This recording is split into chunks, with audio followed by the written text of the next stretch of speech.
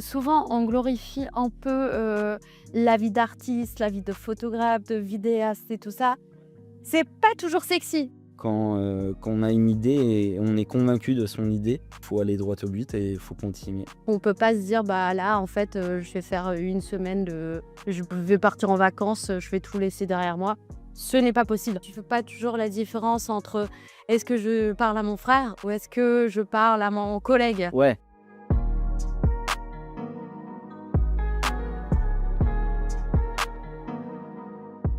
Je suis Charlotte, la sœur de Maison Les Laubry. et moi je suis Tom, le frère de Maison Les Laubry. On est sur À travers l'objectif, un podcast H. Est-ce que tu te souviens comment on a atterri ici? Je pense que ça a commencé avec nos grands-parents, Ouais. surtout avec notre grand-père, mais aussi notre grand-mère. Enfin, notre grand-père qui, après-guerre, je crois à l'âge de 12 ans, qui est passé devant une boutique de photos, d'appareils photos, et qui a vu les appareils photos, qui était fasciné par ça, et qui savait que ça voulait être, c'était son dessin. Ouais, ouais, moi je me rappelle en fait Oma parce que comme on dit à Berlin, enfin en Allemagne on dit Oma et Opa. Hem, Oma m'a fait et c'est un petit détail, mais elle m'a fait découvrir, le rouge à lèvres Chanel, le rouge à lèvres rouge et en fait, sa spécialité, c'était de l'appliquer avec, un petit pinceau pour vraiment pouvoir dessiner la forme de ses lèvres et pour garder la subtilité du rouge à lèvres. Et même l'odeur m'a beaucoup marquée et pour résumer, c'est vraiment elle, avec, heu, enfin ce qu'elle donnait comme importance aux détails, qui nous a appris, l'importance, de la subtilité et aussi de surprendre et de faire les choses, d'une manière un peu différente, des autres parce que voilà, ça lui convenait, mieux et que voilà. Donc c'est, OPA sur le côté, technique, un peu, nostalgique à la photo et à la transmission, de l'histoire par l'image et OMA qui, en sorte, je pense que oui, c'est une fois, c'est l'image et c'est aussi, la façon de raconter quelque chose. Parce que d'appliquer, un rouge à lèvres d'une certaine manière, c'est aussi incarner, une certaine manière de voir les choses ou de vouloir montrer les choses. Ouais, je dirais même elle a forgé notre goût, notre intuition et c'est ça qui mène aussi notre travail. Après, je pense que je voulais, enfin, avant qu'on continue, j'aimerais bien aussi, raconter, comment est-ce que j'ai eu le premier contact, en «direct» entre guillemets, avec la photo et l'image. C'est pendant une période qui, nous a tous, je pense, fait, peur, qui nous a mises dans la crainte, dans l'incertitude. C'était la période, du covid. En fait, c'est le moment où j'ai commencé, la photo, enfin, à faire mon premier shooting et c'est assez drôle, enfin, les coïncidences, même si je pense que tout est écrit, mais je tombe donc un jour sur, ce livre de Peter Lindenberg et en fait, je suis tombée sur ce livre et j'ai eu cette naïveté de jeune fille, qui m'a dit: «Écoute, c'est cool, c'est très beau, je vais reproduire la même chose parce que si lui il sait le faire, moi aussi je sais le faire». Je me suis même pas posé la question. Et j'ai dit à ma copine: «Écoute Paola, j'aimerais bien faire, un shooting avec toi demain» et c'est vrai qu'il avait quand même beaucoup de femmes, plutôt dénudées, assez libres sur ces images. Donc je lui dit: «Écoute, vu qu'on est en phase de covid, on s'habille pas pour sortir, donc on a que des joggings à la maison. Donc est-ce que ça te dérangerait si on ferait, des images, pas nues, mais assez dénudées, mais de manière très esthétique. Ouais, je me rappelle, c'était pas du Ouais, tout sexy, non, mais c'était pas c'est du très ouais, beau. bah, Ouais. c'est là où on retrouve encore la subtilité du Ouais, nu, hem et que je trouvais ça très fort et en effet, j'ai commencé, par, moi personnellement, par, la photographie des femmes, nu, donc je jouais beaucoup sur le corps, la forme du corps, comment, montrer le corps sans d'être dans la vulgarité ou sans de sexualiser le corps de la femme. Donc c'était presque un travail architectural. Donc c'est vrai que ça m'a beaucoup marqué et après, voilà, on a développé tu m'as rejoint dans le travail créatif et c'est vrai que c'est comme ça qu'on a commencé à développer, la photo et après, le côté un peu plus commercial s'est rajouté, la vidéo à Paris, voilà. Et c'est très marrant parce que, si tu te rappelles, on a eu l'assistant de 8 ans de Peter, Lindenberg chez nous dans notre studio, C'est à vrai, Paris, c'est vrai. qui est passé, qui a fait un shooting, qui est photographe aussi maintenant. Mais, non, non, Ouais. c'est très marrant. Ouais, Il y a tout est toujours des petits connecté. signes. Tout est connecté, c'est ce que je me dis, aussi, dans enfin, sur le parcours, surtout quand il y a des doutes. Tout est connecté, the dots. En fait, à un moment ou un autre, tout prend sens et Ouais, ouais. ça rassure énormément. Ouais, du coup, pour expliquer un petit peu, ben, je t'ai un peu rejoint, ponctuellement sur certains projets. J'ai commencé à un peu tester, sur des projets, enfin si même sur des petits projets, il y avait toujours, ben, une make-up, hair and make-up, une styliste, enfin c'était toujours quand même un vrai projet. Ouais, je dirais, des projets créatifs, Ouais, personnels. Parce que c'est vrai qu'au début, il fallait construire le portfolio pour pouvoir arriver, chez une marque ou chez une entreprise pour leur dire: «Voilà, en fait, on sait faire» et je pense qu'il faut préciser aussi qu'on est autodidacte. Moi, j'ai fait mes études en journalisme et en fashion management. Toi, tu l'as fait en commerce. ouais. Donc c'est vrai que oui, ça peut se rejoindre sur certains points, mais après le travail, éducatif sur la poteau et sur, le côté technique de la poteau, on l'a fait nous-mêmes. Et tu sais, ça c'est une chose, je pense qui est très, très important à préciser, le portfolio.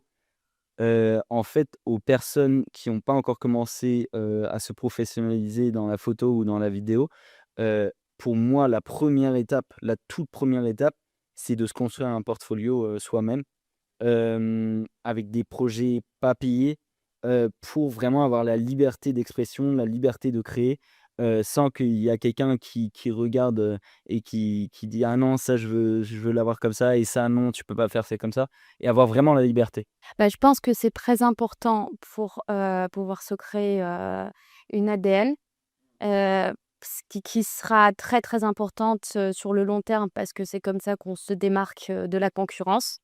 Il y en Hem, a beaucoup aussi. ouais, il y a beaucoup de concurrence, mais aussi, il faut pas avoir peur. Enfin, moi, je suis, enfin, c'est un peu paradoxal que c'est moi qui dis ça parce que moi, quand j'ai des idées, ça part toujours, très loin et souvent, dans le meilleur des cas, on aurait besoin de beaucoup, beaucoup, beaucoup de moyens. C'est pour ça que parfois il faut juste se dire: «On va commencer par un petit projet, on exploite nos entourages». Donc si j'ai une amie qui correspond à la vision créative de mon projet, je vais lui poser la question.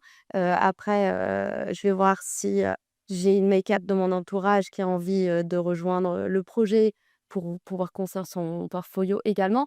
Mais après, si on n'a pas tout ça, il faut partir sur, des concepts, qui sont peut-être, je sais pas, avec une make-up, plus naturelle. Enfin, de toute façon, c'est toujours une manière, de mise en scène.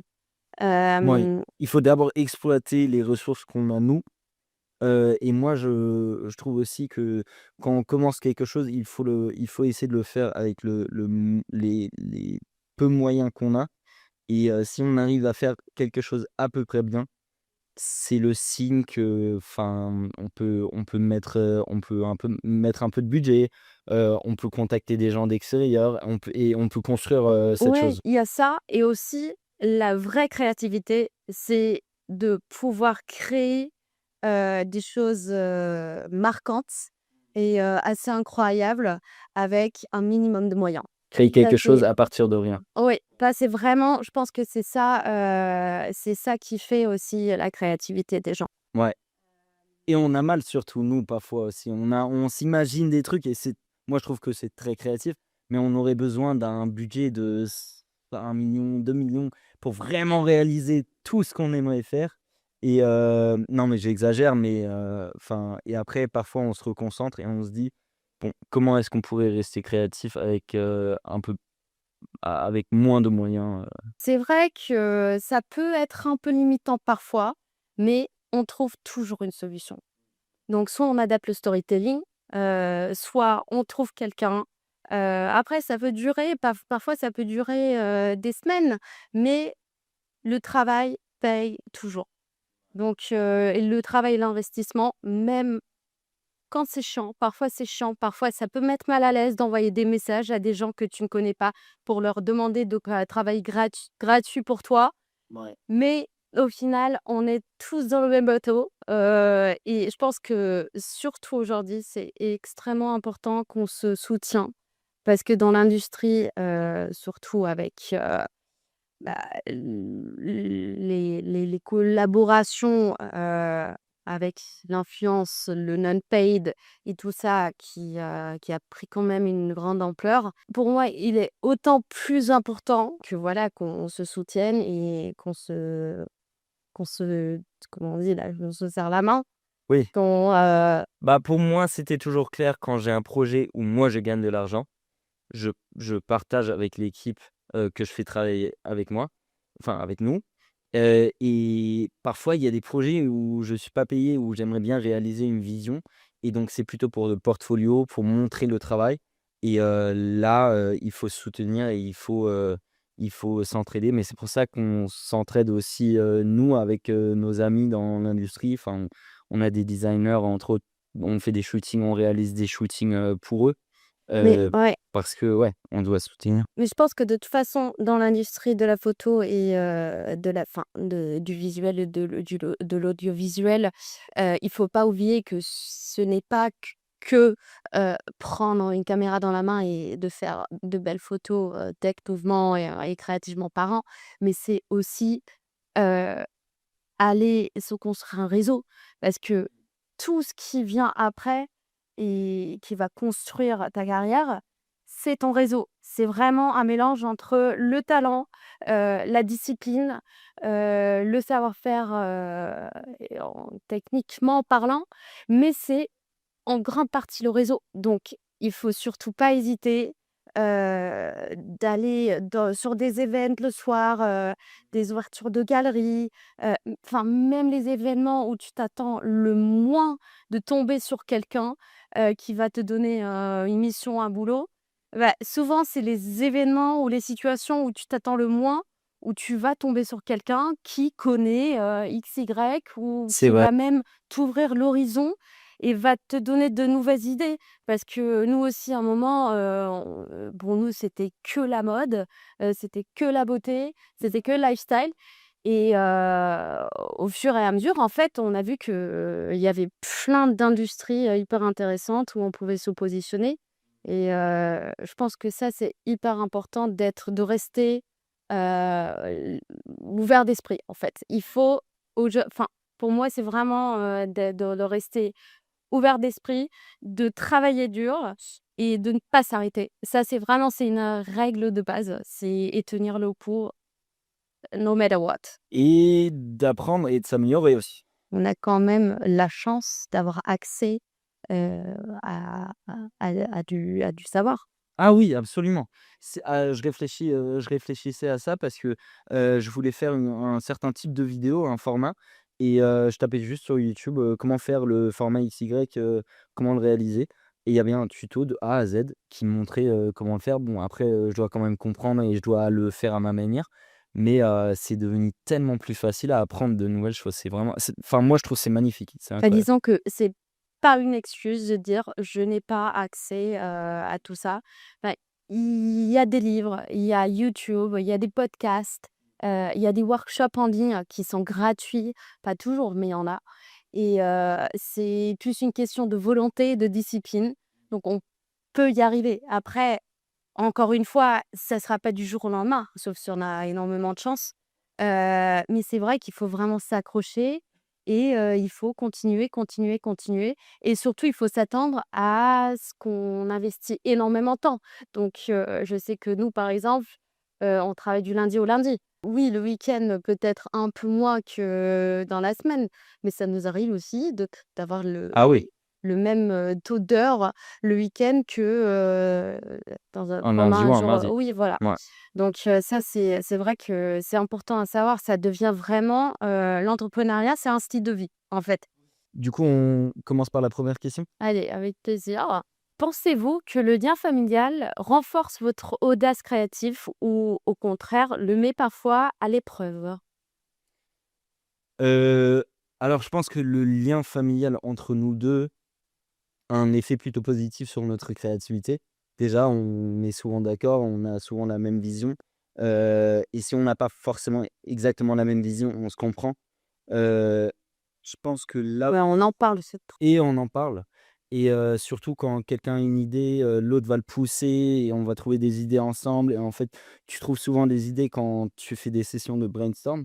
En tout cas, moi, je trouve que c'est un peu le cas. en fait, pour moi, c'est, pendant l'échange, en fait, C'est ça. où, on arrive vraiment à trouver de nouvelles idées. C'est ça, exactement. Et je pense aussi, ce qui est assez, cool, avec toi, c'est qu'on n'a pas de filtre, en fait. Ouais, c'est C'est ça. vraiment on n'a pas peur, on n'a pas honte de dire ce qu'on pense, là où peut-être avec quelqu'un qu'on connaît moins bien, on serait, un peu plus, et en tout cas, c'est vrai que pour moi, c'est, l'honnêteté, c'est, l'échange. Ouais. Et de toute façon, l'échange fait qu'il y a une fluidité, dans la créativité, et ça c'est assez cool et je pense que nous, on est assez fort sur ça, l'échange, quand on continue, en fait.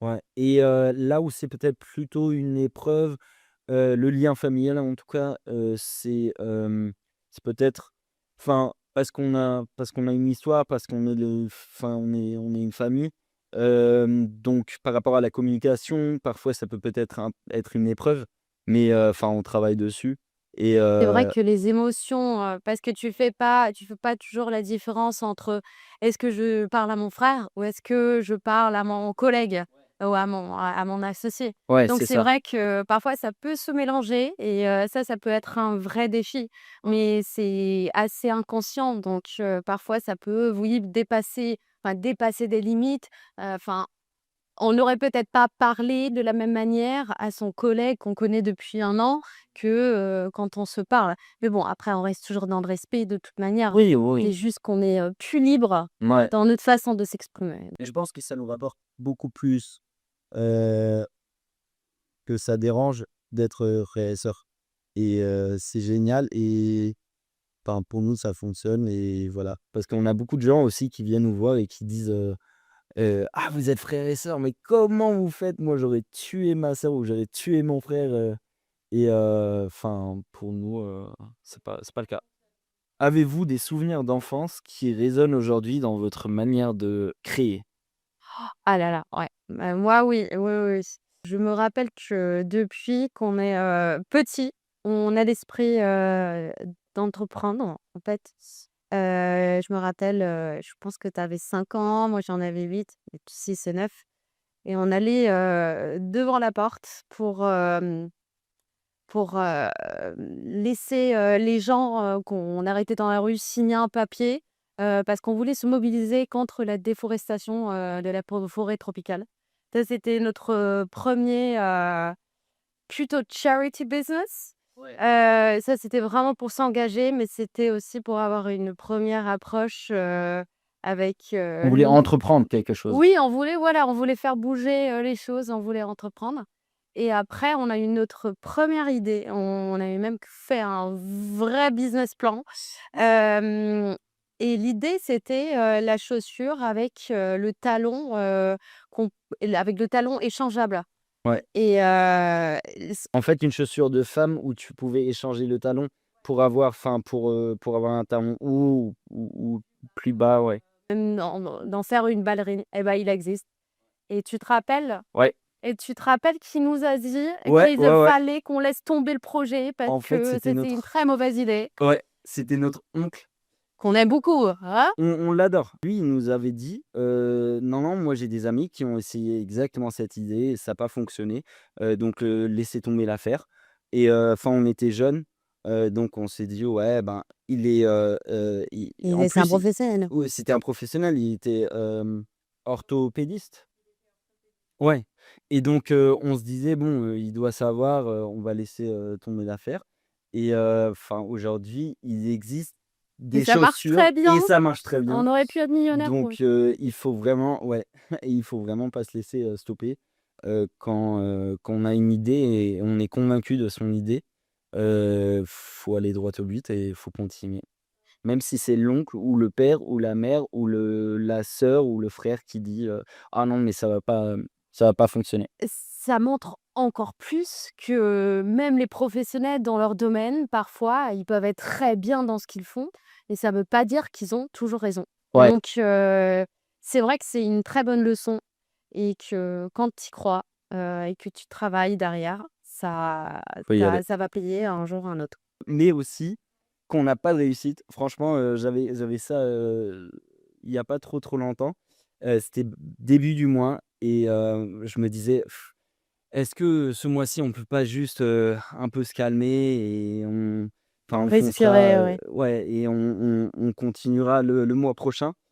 et je me suis dit: «Bah non, là il faut assumer». On ne peut pas permettre de faire de pause. En fait, surtout sur les débuts, c'est impossible. Oui, il faut quand même prendre en compte que les petites pauses, de faire une soirée, chez soi, aller voir un film, lire un livre ou juste ne rien faire, on a besoin de ça pour récupérer parce que l'énergie, c'est le plus important enfin, c'est très important dans ce métier-là. Mais c'est vrai qu'on peut pas se dire: «Bah, là, en fait, je vais faire, une semaine de je vais partir en vacances, je vais tout laisser derrière moi». Ce n'est pas possible. On est très libre sur certaines décisions, enfin sur certaines choses en entrepreneuriat, mais on est quand même assez restreint sur d'autres. OK, la prochaine question, que je trouve très intéressante personnellement,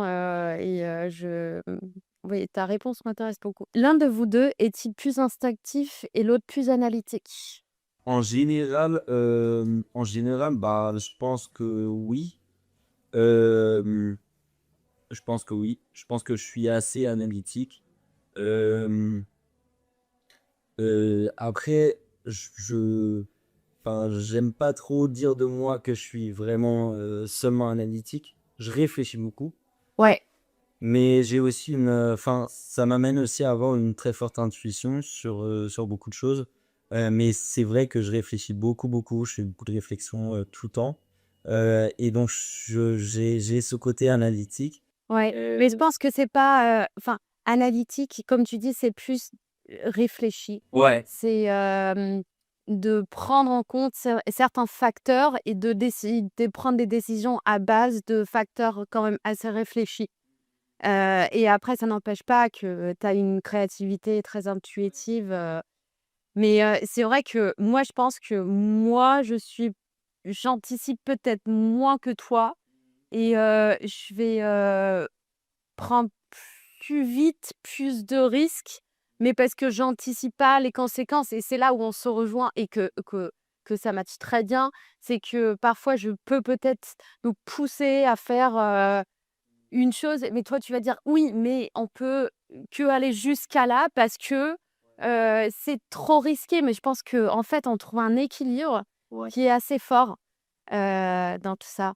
En fait, moi, j'ai vu ça surtout, comment on avançait ensemble et là, c'est vrai parce que, je trouve que tu es très, enfin, tu vas aller dans cette direction-là et après cette direction-là et c'est archi bien dans le sens où, ça nous pousse à développer des idées, et enfin, là, je suis un peu: «Ah, mais tu veux pas qu'on reste sur ça d'abord?» Ouais. et donc dans ça, on a une complémentarité parce que du coup, on développe quelque chose sans toujours se précipiter et on arrive à avancer, et on est un peu, enfin les 2 côtés de la même pièce, et voilà. Ouais, non, mais c'est vrai, c'est vrai.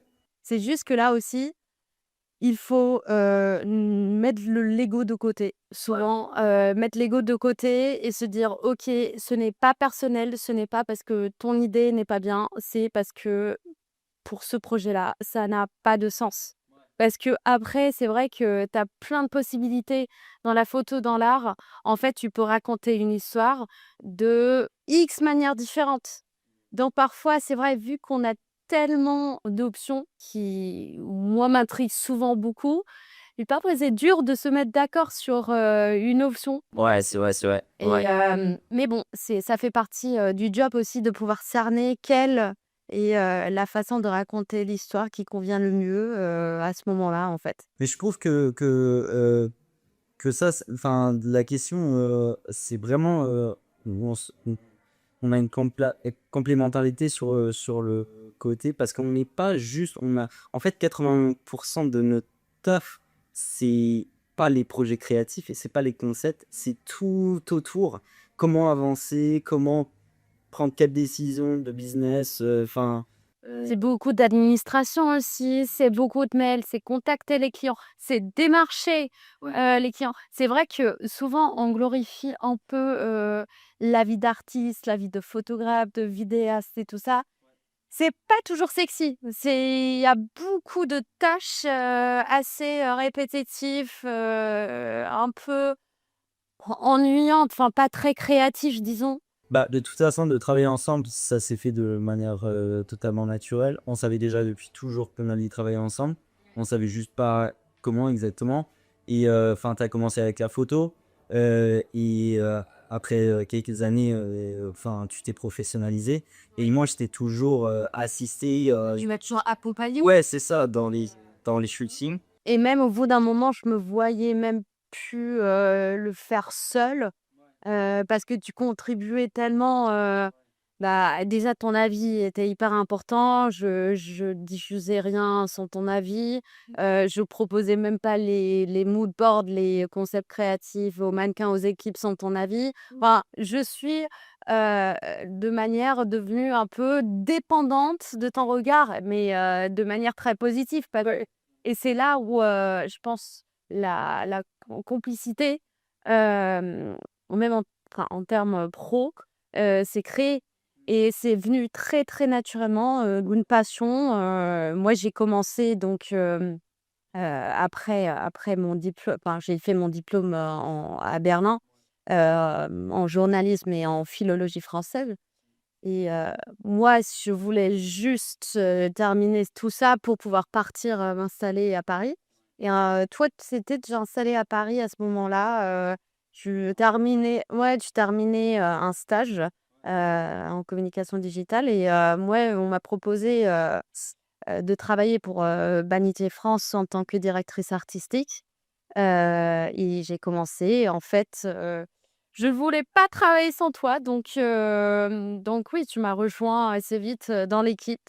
Oui, ben, on a voulu, créer notre propre, structure, parce que, enfin, chez Banijé, France, on avait quand même un rythme, assez spécifique, un rythme plutôt de salarié et nous, on voulait vraiment être libre. Enfin, on voulait, poursuivre nos projets, et pas juste être focus sur une chose. Ouais et c'est vrai d'avoir pris la décision, c'était quand même, assez, «difficile» entre guillemets parce qu'on prenait quand même des risques. On avait quand même, notre contrat sur un an, on avait, enfin c'est quand même rassurant de Savoir, savoir la sécurité aussi. oui, d'avoir une sécurité financière, sur un bon bout de temps et de dire: «OK, en fait, je laisse tout ça derrière moi pour, être plus «libre» entre guillemets sur, mes projets Pour créer ma propre, et pour chose. oui, pour me réaliser parce que tous les 2 on voulait plus rester, dans l'influence. On voulait se détacher de tout ça et plus aller vers les marques. Et c'est assez compliqué de travailler, l'image d'une personne qui a une âme, que de travailler l'image d'un produit où tu crées l'âme. Donc et c'est vrai que tous les 2 on voulait, se positionner différemment et Et aussi pour que ce soit clair peut-être pour les gens, enfin, tu as commencé avec la photo Et en fait, au bout d'un moment, c'était assez clair pour nous qu'on voulait aussi se développer dans la vidéo. Et donc aujourd'hui, sur les shootings, c'est souvent toi qui, qui s'occupe plutôt de la partie photo, moi qui s'occupe plutôt de la partie vidéo. Et on est tous les deux, on a un travail en commun sur la partie direction créative, direction artistique. Mais donc, quand on a plus un focus sur la photo, je vais t'assister. Quand c'est plutôt la vidéo, vice-versa. Et, Ouais, bah, c'est très complémentaire parce que c'est vrai qu'au début, on était, beaucoup sur la photo et on s'est quand même aperçu que, les clients, demandaient de plus en plus, d'avoir des contenus, sous forme, d'images, et d'images audiovisuelles. ouais. Donc pour nous, on n'avait pas le choix ou ça nous a poussé d'aller, plus loin que ça et de c'est pas surtout toi, de prendre, des cours, en ligne et de développer cette partie, de vi sur la vidéo. Ouais, parce qu'on est tous les 2 autodidactes aussi. Ouais, on est tous les 2 autodidactes, oui et On apprend tous les jours. on apprend tous les jours et oui, ça et d'ailleurs, il y a toujours quelque chose à apprendre, ça ne s'arrête jamais, en fait. Vous parlez de provoquer et de déstabiliser. Cherchez-vous à provoquer le spectateur ou vous-même d'abord? Bah, je pense que en fait, tous les sujets qu'on aborde, dans notre art, quand c'est des projets, créatifs, quand c'est des projets où nous, on a vraiment de la main dessus. C'est des Des sujets. projets créatifs, mais je désolée de t'interrompre, des Ouais. projets créatifs, mais des projets pro aussi où on a la liberté créative. C'est ça, où on a la liberté créative, c'est ça. Je pense que c'est, en fait, quasiment toujours des sujets qui nous ont provoqués, qui nous ont déstabilisés d'abord, et sur lesquels on a réfléchi et sur lesquels on voulait s'exprimer. Et donc derrière, ça va provoquer les gens ou déstabiliser certaines personnes, comme ça nous a déstabilisés, à un moment donné.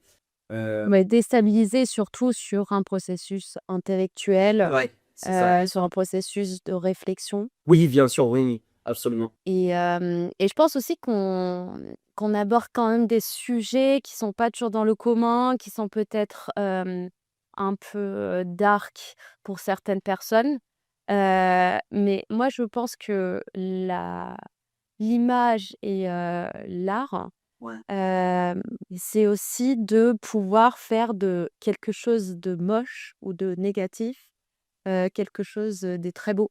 Ouais. Et ça, c'est pas pour, parler, dans le cliché de l'artiste, déprimé, mais je pense qu'il y a plein d'éléments, d'émotions, plutôt négatives, que ce soit la tristesse, la peur, et le danger. Ouais. On peut le transformer dans des visuels, très, très forts, qui peuvent encourager, en fait. On a dit une fois rendre, le bizarre, en quelque chose de beau. Oui. Hem Et le bizarre, c'est quelque chose souvent de singulier, quelque chose, Et qui te met en dehors de ta comfort zone. ouais, C'est ça aussi. ben, notamment, un des projets de Ancelin Louis, Oui, un créateur de mode, avec qui on est amis et avec qui on travaille.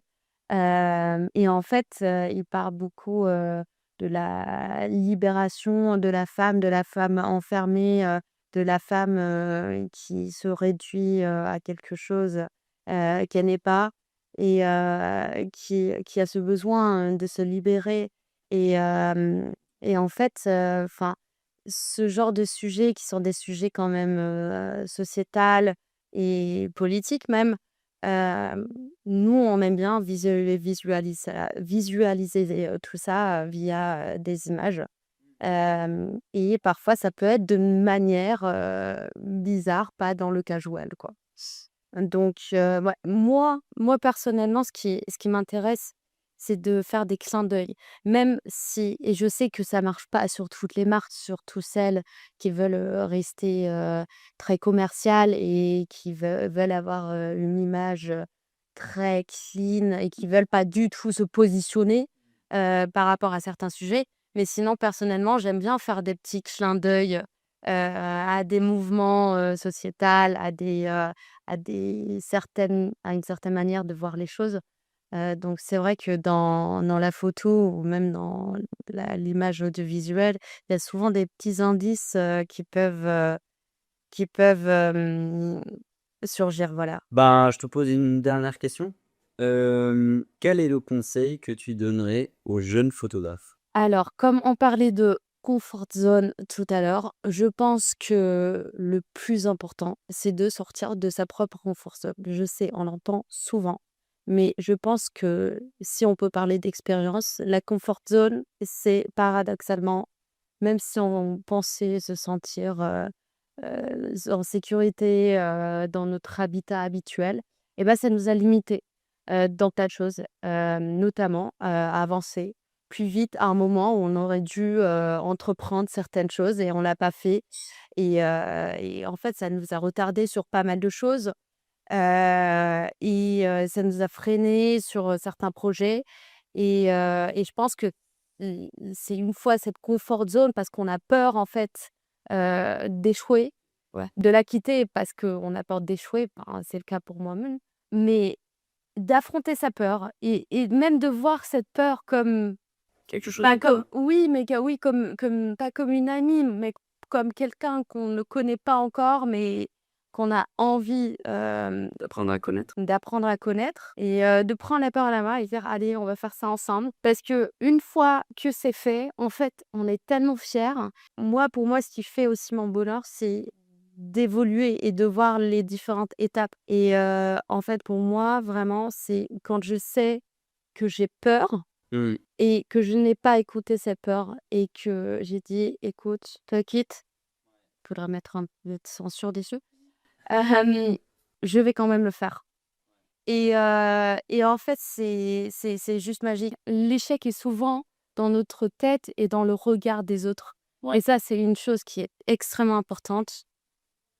Il faut s'en foutre du regard des autres. Il ne faut pas avoir honte. Peut-être un petit conseil aussi, surtout pour les photographes, mais tous les artistes, qui ont un peu le syndrome d'imposteur. En fait, moi, je me rappelle que tu avais un moment, 2 3 ans après que tu as commencé et tu as commencé à te dire: «Je suis photographe» et vraiment à dire ça aux gens et à te donner ce «titre» entre guillemets et c'était quelqu'un qui te l'a dit: «Charlotte, mais dis que tu es photographe» et ça t'a donné une identité et tu as pu assumer aussi ton rôle en tant que photographe. Et avant, c'était toujours un peu: «Ouais, je fais des photos, je fais de la photo», mais tu étais pas photographe. En fait, c'est nous qui devons assumer, qui on est et donc si vous faites de la photo, si vous faites, de la musique, si vous faites, quoi que ce soit, dites, que vous êtes photographe, vidéaste, chanteur, chanteuse, et Ouais. cetera. Mais n'oubliez pas le travail derrière. Parce que c'est facile de dire qu'on est DA, qu'on est photographe et vidéaste, mais enfin, pour moi, c'était important de ne pas juste avoir l'étiquette, mais de vraiment faire le boulot derrière. Mais c'est vrai que moi, oui, j'ai un peu le syndrome de l'imposteur, donc je peux minimiser parfois ce que je fais et je travaille dessus. Bon, je pense qu'on a beaucoup, beaucoup parlé. Je pense que c'est la fin du podcast. Merci beaucoup de nous avoir écoutés et j'espère que ça vous a aidé, inspiré. Moi, je suis Tom, le frère de Maison Léorie Et moi, je suis Charlotte, la sœur de Maison Lélobrie. et puis vous pouvez nous retrouver, sur H.